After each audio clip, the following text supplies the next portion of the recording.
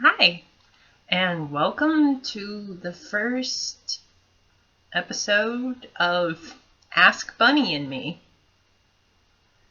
I am me, and this is Bunny. I asked a couple people on Twitter if they had any questions for me, and if they had any deep questions for me, and I'm going to do my best to answer them. So, I'm going to start out with some of the more difficult ones first. My friend James L. Carrig, I mentioned him, I think, in the last video I made. James L. Carrig asked, what do you think ought to be done about the U.S.'s crippling national debt of $18.4 trillion? Okay, so in my government class, we always like to try. I've learned a lot of how the government works and different things. We haven't really talked about the national debt yet, though. But one thing I've drawn from it is that the United States is made up of individual people. And individual people can make good or bad financial decisions. And us, as young people, can do one of two things. The first being, do not go into so much debt, like excessive amounts of debt, to buy something that will depreciate in value. So, really expensive cars, if you don't have a job to support paying off the debt, don't buy it. I would think, that's my personal opinion, or something like, a pair of shoes, even. I have a lot of pairs of shoes sitting around me down here. But don't go into debt buying a bunch of clothing or shoes and then not be able to pay that debt off. I think that's kind of where a lot of people go wrong, is they go into debt buying things that depreciate in value, and then there's no way to get rid of that debt. The second thing we can learn is to learn to spend our money wisely and to work hard for the money we get. This goes with, I think it's Benjamin Franklin's two sayings, a penny saved is a penny earned, and the other one, I forgot. Penny saved is a penny earned, and neither a borrower nor a lender be. The United States would be a different place if people actually thought that way, but we really don't. I don't think. I know you're a debater and you could discuss all the political aspects of this. From my limited knowledge, that's what I know right now and what I can do my best to explain. I did go on the internet just for a second. I found this little handy dandy website called usdebtclock.org, and it says up to the second what the U.S. national debt is. So right now it's 18 trillion, I believe, 409 billion or million, 605 billion, 40, 60, 70, 80, etc. Dollars. it just keeps climbing, and it's like really fast. It's freaky. Anyway, I should go on to a different question. Miss Janelle, my friend Janelle, asked me a question which I thought was very interesting. I have to admit I didn't dedicate much time to it, but I think that's kind of an issue, that we don't dedicate much time to thinking about it. I'll see if I can get the direct question up here first, so I can do it word for word. Here we go. She asked, "What are my thoughts on the persecuted churches overseas?" I'm not specifically sure which particular churches you're talking about. And there are a lot of different forms of persecution, and there are persecution on a lot of different people groups and a lot of different religions, from what I understand. That specifically toward Christians in other countries. Like I said, I don't think people really dedicate much that thought to it, but it is pretty incredible that we live in a country where the most persecution that Christians get is just people bashing them to their face. And I think some of that could be solved if Christians learned how to live better lives and such. But as far as the persecuted church in other countries, my heart goes out to them.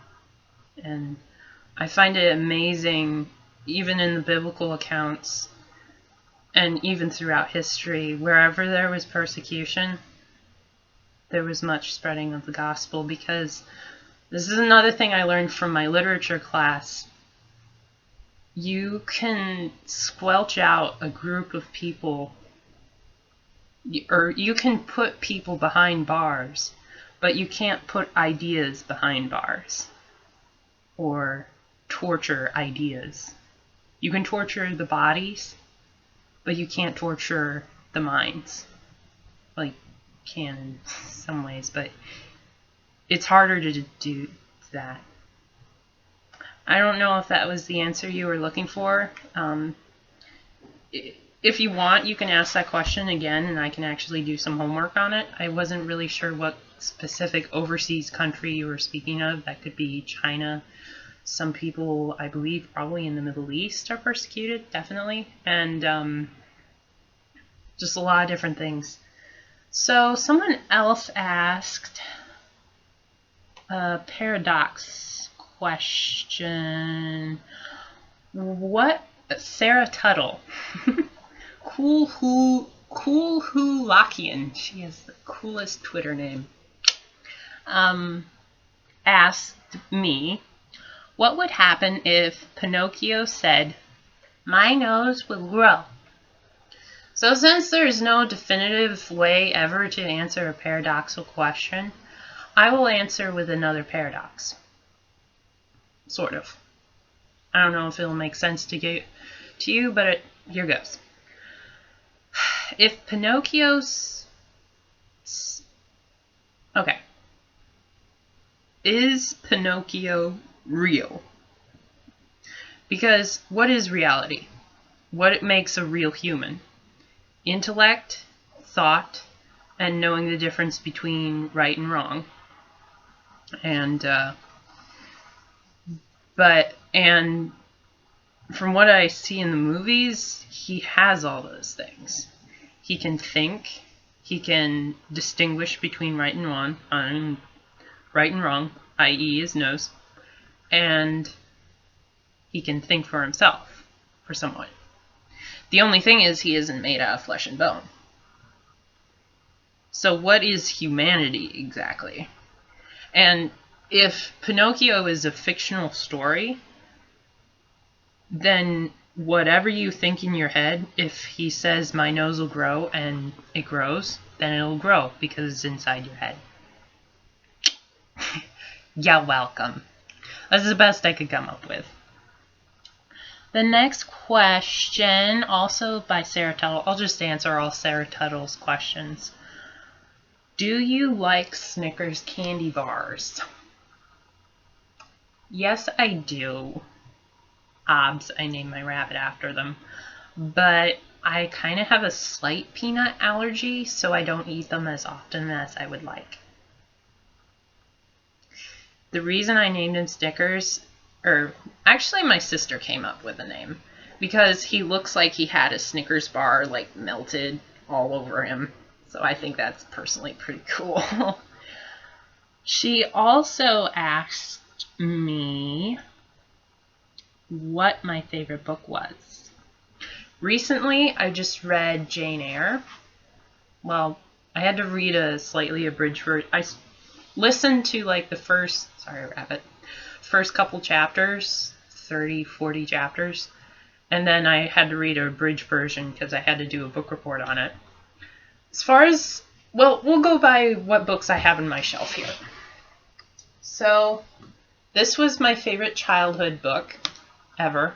It has little bunny rabbits in it, and it's so cute. Then, when I got a little bit older, this was my favorite kind of preteen book that I love to read. Amazing story. And then, of course, we have the infamous Fault in Our Stars. I wouldn't recommend this book to everyone because there are some aspects of it that are a little inappropriate, I thought, personally. But there's some huge ideas, and if you want me to make a whole video about this book, I could. So many good thoughts in there, and I really enjoyed it. So as far as the books I have on the shelf, those are my favorite. I read a lot of different things, though. My favorite book changes just about as my favorite song, which is just about every day. So that answers that question. The next question is, how old is Snickers? And this was sent in by James. We bought him in 2007, I believe, in a pet store. And he was sitting at the bottom cage, and he wouldn't come up to the front of the cage, but when we brought him out, he was just like, and he didn't bite at us or anything. He sat like this in my mom's arms, and I just sat there and pet him, and I'm like, he's the one. He's mine. He's coming home with me. That sounds creepy, but it's true, and he looks really happy. I had to kind of cover him up in this because the fur just would go everywhere. And there's still little fur everywhere. I brushed him before this, so it's not as bad, but any other questions? Oh, my favorite season. Also asked by James. That is a good question. I am not really sure. I have to admit, I do like the fall. And I think my absolute favorite would be the spring. Yeah, I'd have to say spring. It just feels so springy. So, when we were talking, him and I were talking to someone who lived in like Arizona or something the other day. It's like they don't have all the seasons. So I'm grateful that I have all the seasons. They're not always enjoyable because hot summer can be scathingly hot, and then winter can be frigid cold. But it's not too bad. Once you just kind of get past that. So that was all the questions I had for this time. If you had any other questions, you can put them in the down bar below, or the comment section. And maybe I'll put like a link to the national debt counter so James can go look at that. He probably has before, knowing him. And if you guys have any questions, go ahead and ask. I really enjoyed doing this and thinking about these questions. I had a cold earlier this week, so I didn't get on it as soon as I wanted to. Gosh, this video is long. Might split this into 2 parts. Like all the serious questions and all the not as serious questions, but they're still important. So, I guess that's all.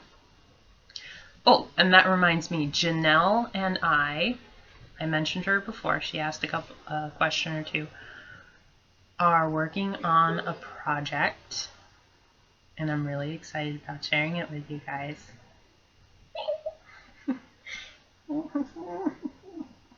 Sorry. So I'll see you later. Bye. Say bye-bye. Bye-bye. So fluffy. Okay.